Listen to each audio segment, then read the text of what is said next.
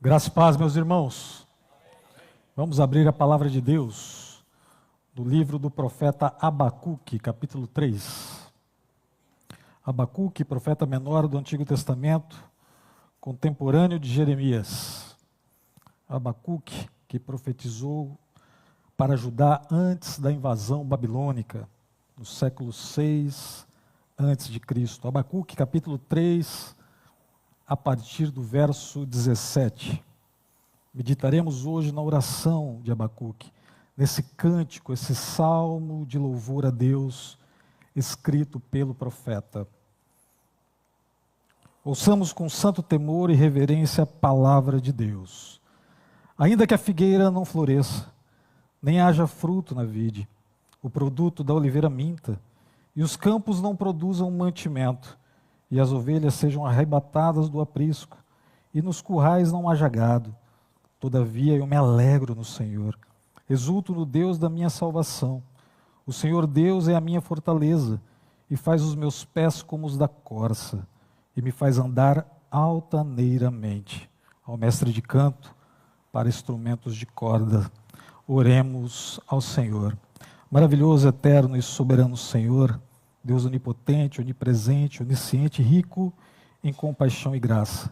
Agora, por misericórdia, me instrumentaliza este povo, povo eleito, povo santo, mas também abre o coração de cada um e uma para o plantio da tua palavra, e que cada um e uma saia por aquela porta dizendo nesta manhã: Deus falou comigo hoje.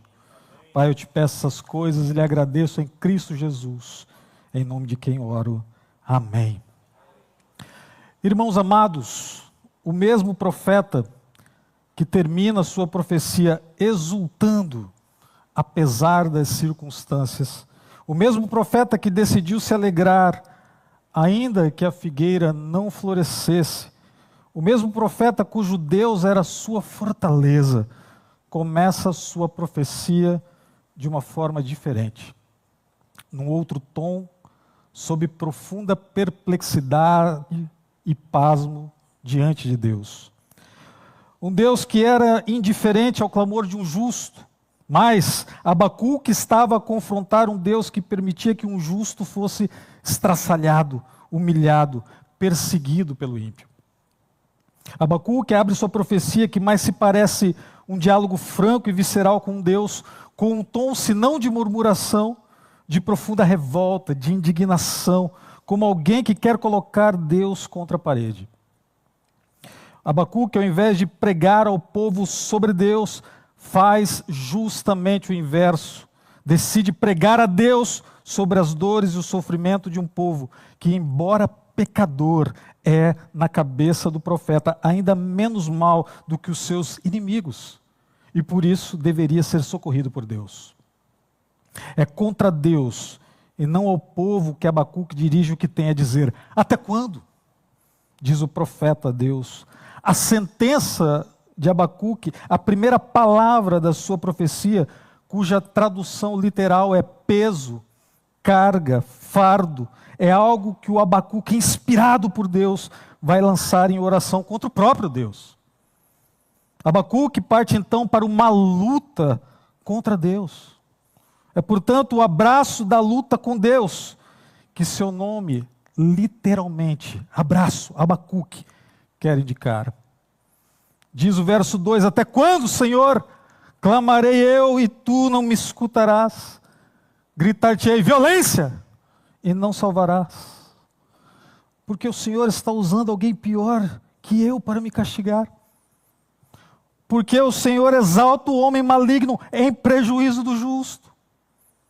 Porque o Senhor não age diante dessa injustiça que eu estou sofrendo. Porque eu que sou mais fiel, sou menos abençoado que aquele que não é. Porque a justiça nunca se manifesta para mim. Porque o perverso cerca o justo e assim a justiça é torcida. Porque Anne Frank morreu com 15 anos no campo de concentração e Fidel Castro morreu aos 90 anos em casa, amplamente assistido e cuidado. Porque eu clamo e ao invés das coisas melhorarem, pioram. porque há contendas e litígios suscitados contra mim. Senhor Deus, em vão tenho lavado as minhas mãos na inocência. Dirá 3. E sabe qual é a resposta de Deus a Abacuque? Em síntese, vai piorar Abacuque.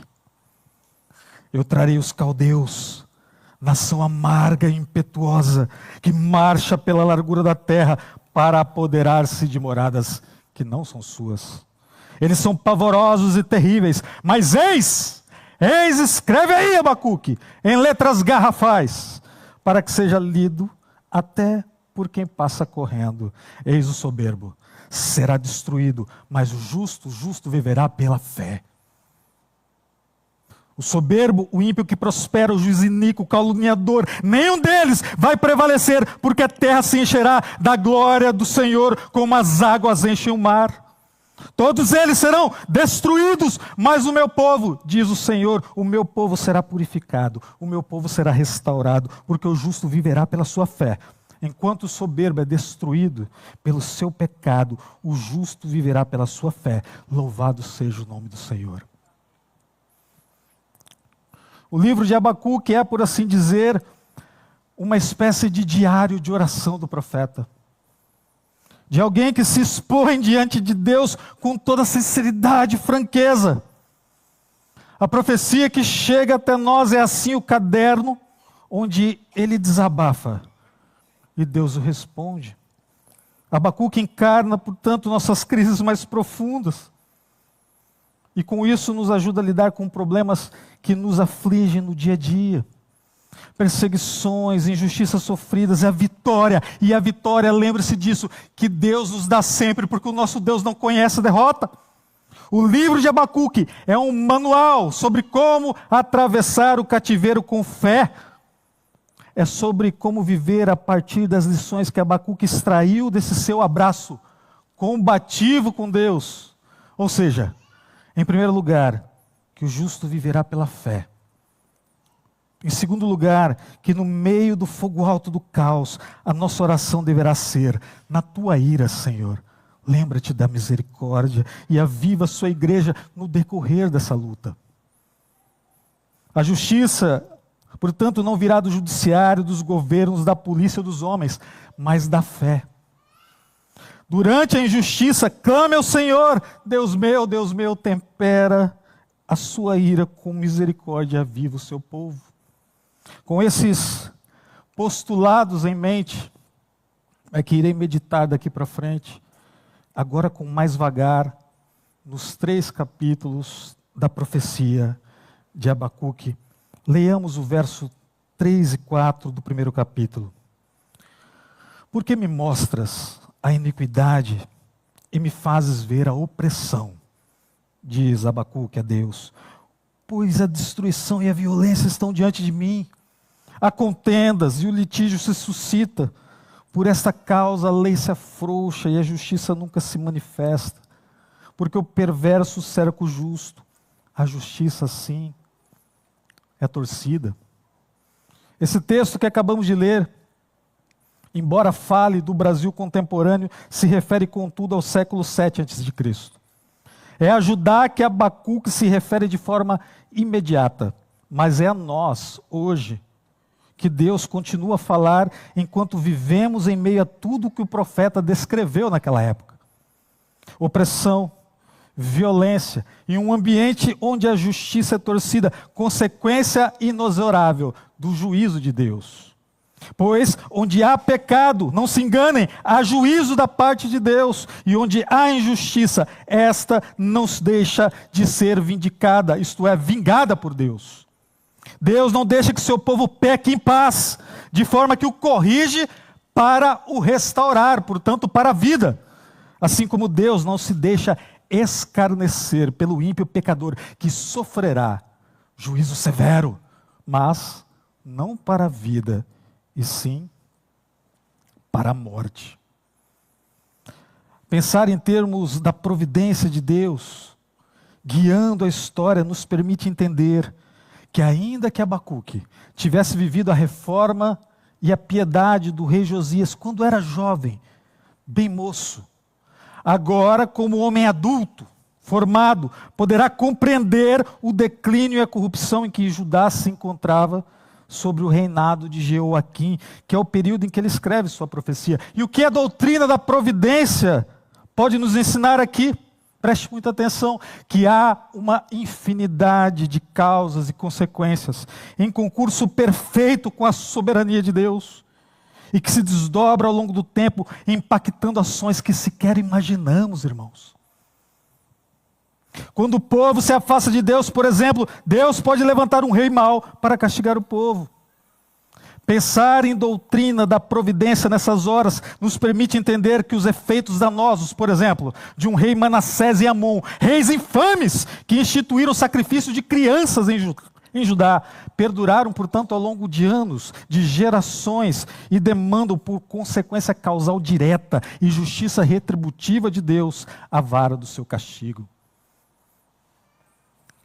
Para ficar numa ilustração banal, pense acerca de quantos homens de Deus, nos séculos 16, 17, 18, 19, morreram de enfisema pulmonar em decorrência do uso do tabaco, sem sequer imaginar que uma coisa poderia estar ligada à outra. Pense que o uso excessivo de telas e redes sociais pode futuramente ser comprovadamente a causa central de transtornos que mesmo hoje já podem ser observados.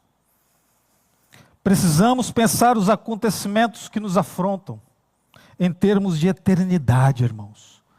Da eternidade de todas as coisas e na eternidade em que todas essas coisas se explicam e fazem sentido. E só o Deus eterno, assim, pelo Espírito Santo, através das orações, nos pode confortar por meio dela a eternidade. Não é por acaso, portanto, que Abacuque apela em oração para os atributos de Deus, quando Deus lhe informa que iria suscitar os babilônios contra Judá, dirá Abacuque no verso 12: não és tu desde a eternidade, ó Senhor, meu Deus, ó meu santo, não morreremos. Queria fazer uma pergunta aos irmãos: onde está a Babilônia hoje, em 2025? Alguém pode me indicar onde está o povo babilônio hoje? Foi destruído! E o povo judeu caminha forte, marchando ainda hoje. A reação do profeta diante da soberania de Deus era interceder, fazendo menção a quem Deus era. Pois na eternidade, o meu Senhor, o seu Senhor, o nosso Senhor, sabe o porquê estamos sofrendo agora na mão do ímpio. O tempo, quando distendido, nos mostra o porquê de todas as coisas. Pois bastaria que Abacuque se lembrasse da profecia de Isaías, 100 anos antes profetizada ao rei Ezequias, que dizia: eis que virão dias em que tudo quanto houver em tua casa, rei Ezequias, com o que entesouraram teus pais até o dia de hoje, será levado para a Babilônia. Não ficará coisa alguma, diz o Senhor, dos teus próprios filhos que tu gerares, tomarão para que sejam eunucos no palácio do rei da Babilônia, 100 anos antes. Ou seja, a postura que devemos adotar nessas situações é de adoração ao Deus que tem todas as coisas debaixo do seu controle e em meio às injustiças desse mundo, faz para nós um caminho no meio do deserto. Louvado seja o nome do Senhor. Consciente de quem Deus é, da sua eternidade, da sua pureza, da sua grandiosidade, da sua soberania, a postura de Abacuque passa, transiciona da luta contra Deus, do combate contra Deus, da queixa de reclamação, para a fé perseverante. Do temor à fé, como quer Martin Lloyd Jones. Leamos os versos 1 a 4 do capítulo 2. Por-me-ei na torre de vigia, na minha torre de vigia. Colocar-me-ei sobre a fortaleza e vigiarei para ver o que Deus me dirá. E que resposta eu terei à minha queixa? O Senhor me respondeu e disse: escreve a visão, grava-a em tábuas, para que a possa ler até por quem passa correndo. Porque a visão ainda está para cumprir-se no tempo determinado, mas se apressa para o fim e não falhará. Se tardar, espera-o, porque certamente virá, não tardará. Eis o soberbo. Sua alma não é reta nele, mas o justo viverá pela sua fé. Preste atenção nisso.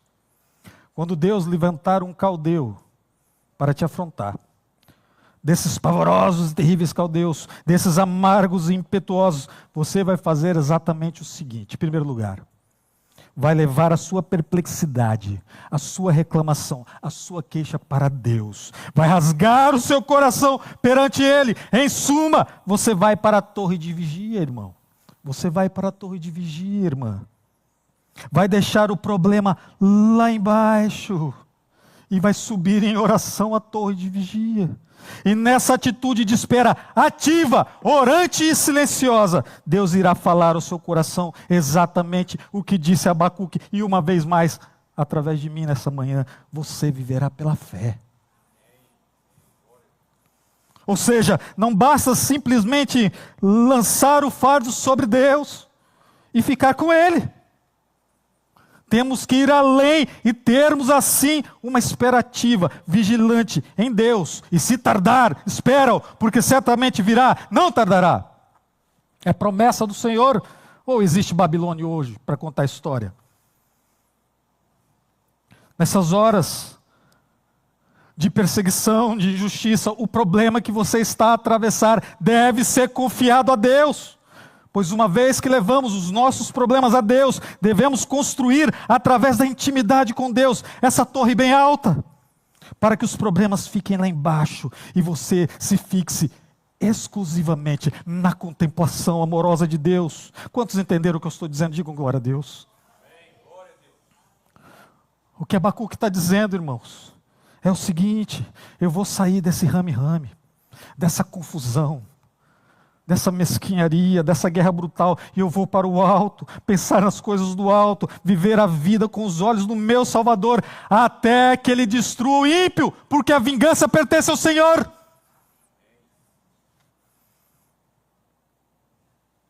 Caminhando para a parte final, leamos o verso 2 do capítulo 3. Tenho ouvido, ó Senhor, as tuas declarações, e me sinto alarmado.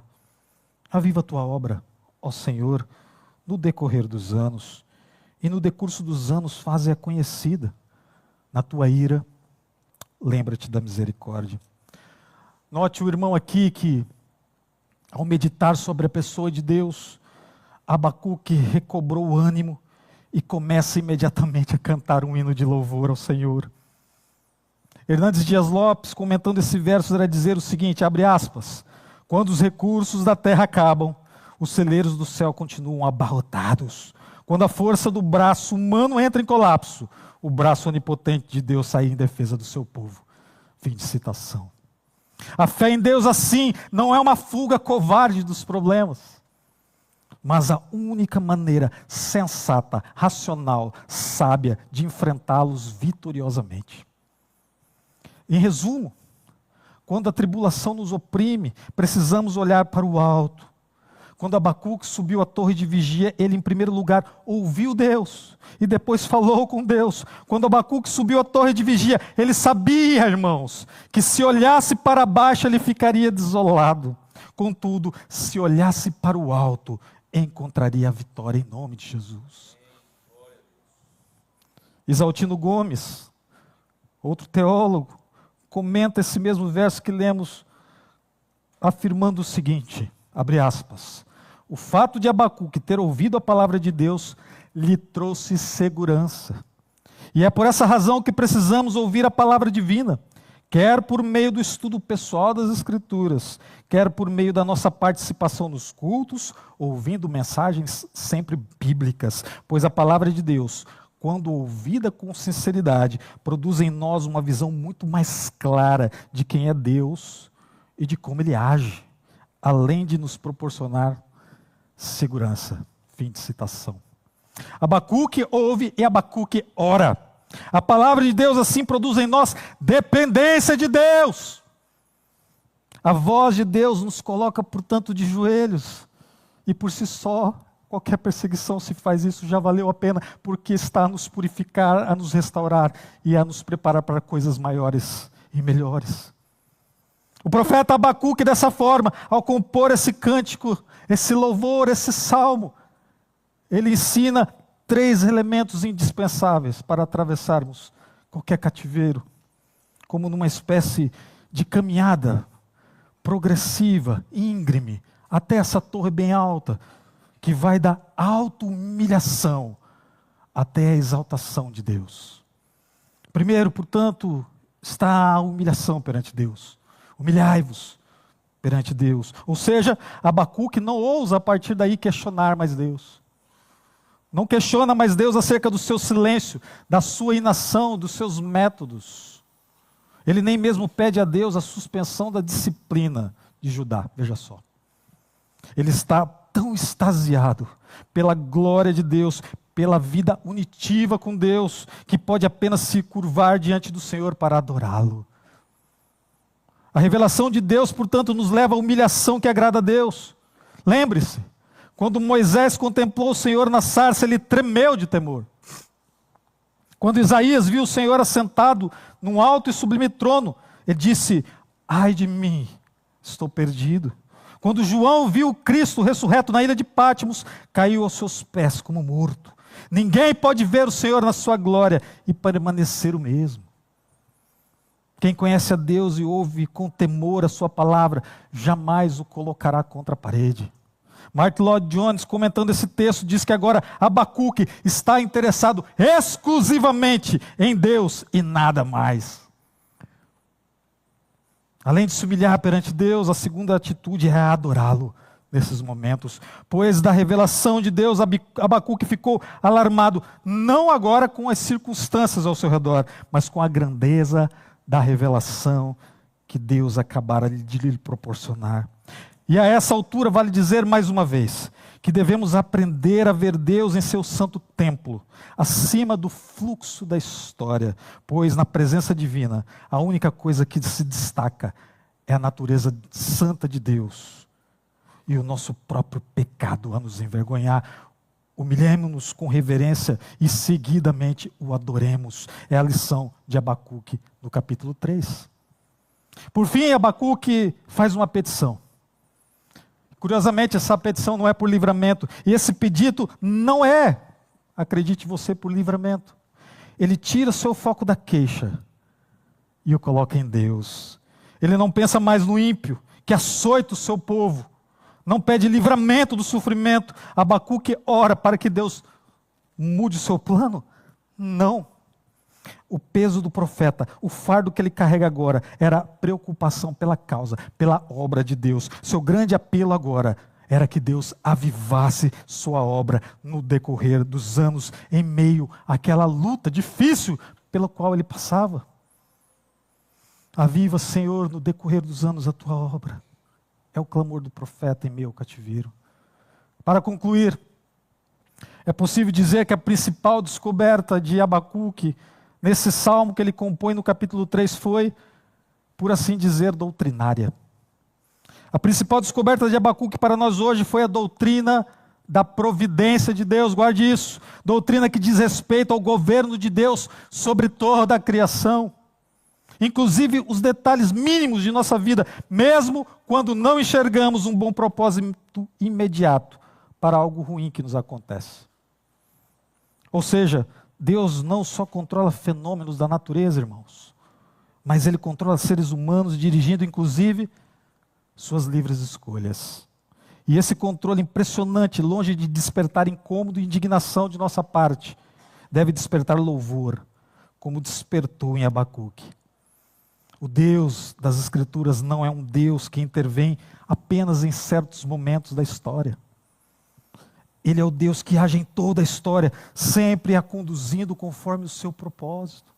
Louvado seja o nome do Senhor por isso. Deus não só se preocupa com pardais, flores e fios de cabelo, mas Ele tem também em suas mãos o destino das nações, reinos e pessoas, seja o ímpio, seja o justo. E é o soberano controle desse Deus que nos informa hoje, agora, que o sofrimento do justo na mão do ímpio é temporário, mas o sofrimento do ímpio é final e derradeiro. E é o soberano controle desse Deus que nos inspira, que nos inspira, melhor dizendo, no meio dessa dor, a não buscar a vingança, mas a escuta da palavra de Deus. Tem ouvido, ó Senhor, as tuas declarações. A segunda doutrina que Abacuque nos ensina é a doutrina da oração, no capítulo 3. E essa doutrina informa que a oração não tem poder em si mesma, mas porque o Deus para o qual oramos, que atende essas orações, Ele é em si mesmo poderoso. Oramos porque confiamos no poder de Deus, não no poder da oração em si, ou de quem faz a oração. Oramos assim, principalmente para adorar a Deus, inclusive nos momentos de disciplina para conosco e juízo sobre o ímpio. Oramos porque quando oramos, entregamos o problema para que Deus o resolva. E assim deixamos de nos fixar nele, de sermos consumidos pelo problema para contemplar a Deus e sermos renovados. Para encerrar, eu gostaria de deixar 3 aplicações para a sua vida, como formas práticas de atravessar o cativeiro. Primeiro, oração e desligamento total das ameaças da Babilônia contra a sua vida. E aqui você pode dar o nome e sobrenome ao seu Nabucodonosor, ok? Desligamento total das ameaças e oração. 2, contemplação da palavra de Deus, dos seus atributos e da sua providência. E 3, trabalhar firmemente nesse interim, nesse percurso, para o avivamento da igreja. Não parar, não retroceder, pois na ira o nosso Deus se lembra sempre da misericórdia para com seu povo, pois o justo viverá pela sua fé. Louvado seja o nome do Senhor. Feche os seus olhos, eleve o seu pensamento ao Senhor e ore mais uma vez. Louvado, eterno e soberano Senhor. A Ti rendemos ações de graças, porque no governo de todas as coisas está o Deus que nos escolheu antes da fundação do mundo e faz todas as coisas que acontecem cooperarem para o nosso bem e convergirem para a Tua glória. Por isso, vem agora, Senhor, visita cada coração que se encontra sob ameaça, sob perseguição, e dá a ele a clareza, Senhor, de que o ímpio será destruído, mas ele será purificado para a Tua glória. Pai, agora eleva cada irmão e irmã que aqui me ouve, com a Tua graça e com o Teu poder. E eu te peço essas coisas em nome de Cristo Jesus, a quem oro. Amém. Glória a Deus, aleluia.